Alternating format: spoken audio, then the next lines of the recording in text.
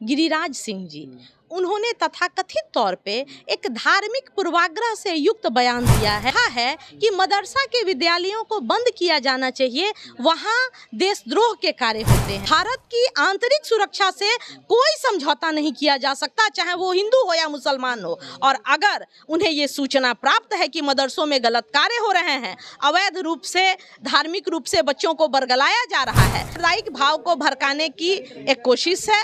क्योंकि इन्होंने तो पौने 10 साल में कुछ किया नहीं, और इतना ही नहीं, आजाद भारत में पहली बार इन्होंने 12.5% शिक्षा बजट में कटौती की। भाई मदरसों को बंद, मदरसा आज से शिक्षा का केंद्र नहीं रहा है। ऐतिहासिक काल से मदरसा और संस्कृत स्कूल, जब समाज में सामान्य विद्यालयों का प्रसारण कम था, तब इन्हीं विद्यालयों ने टोला विद्यालयों के रूप में समाज में शिक्षा की लौ को जलाए रखा। महिला प्रकोष्ठ की प्रदेश अध्यक्ष डॉक्टर भारती मेहता हमारे साथ है। आज जो प्रेस कॉन्फ्रेंस हुआ है, किस चीज़ को लेकर?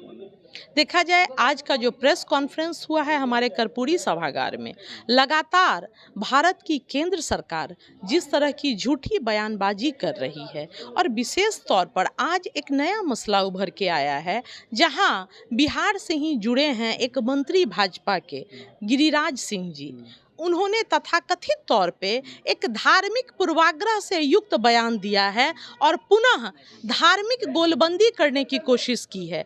उन्होंने कहा है कि मदरसा के विद्यालयों को बंद किया जाना चाहिए, वहाँ देशद्रोह के कार्य होते हैं। तो मैं आपके चैनल के माध्यम से ये कहना चाहती हूँ कि बहुत शर्म की बात है कि बीजेपी से ही भारत के गृह मंत्री अमित शाह जी हैं, और अगर मदरसों में अगर कुछ अवैध कार्य हो रहे हैं तो तत्काल प्रभाव से उन मदरसा हो या संस्कृत स्कूल हो या कोई अन्य संस्थान हो, भारत की आंतरिक सुरक्षा से कोई समझौता नहीं किया जा सकता, चाहे वो हिंदू हो या मुसलमान हो। और अगर उन्हें ये सूचना प्राप्त है कि मदरसों में गलत कार्य हो रहे हैं, अवैध रूप से धार्मिक रूप से बच्चों को बरगलाया जा रहा है, तो वो भारत के गृह मंत्री हैं। तत्काल प्रभाव से उन्हें जांच कराकर उन तमाम मदरसों का अनुदान रोकवाना चाहिए, और उन तमाम लोगों पे आईपीसी और सीआरपीसी के तहत जो भी प्रावधान है उसके तहत उन मदरसों को बंद किया जाना चाहिए, एफआईआर लॉन्च होना चाहिए। कहीं न कहीं ये लोगों में सांप्रदायिकता की भावना जागेगी इस तरह के बयान से। निश्चित तौर पर ये सांप्रदायिक भाव को भड़काने की एक कोशिश है,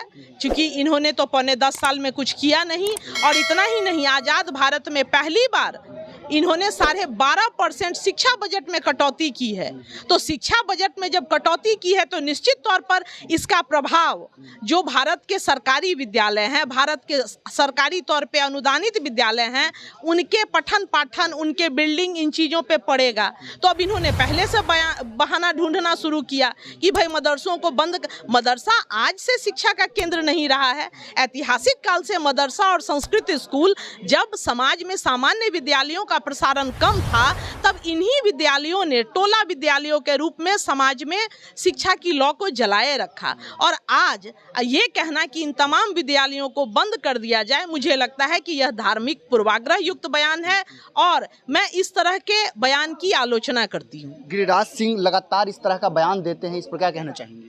देखा जाए, जब व्यक्ति कुछ नहीं करता है और आदत हो मीडिया में बने रहने का, तो भाई इतना तो लोकतंत्र के चौथे स्तंभ को भी पता है कि काम कुछ नहीं वो लोग कर रहे हैं केंद्र वाले।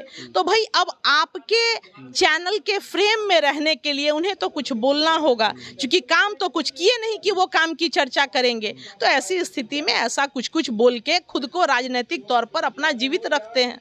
चलिए, तो ये हमारे साथ जेडीयू की महिला प्रकोष्ठ की प्रदेश अध्यक्ष थी। उन्होंने क्या कुछ कहा, इन तमाम चीज़ों को इस वीडियो के माध्यम से देखिए।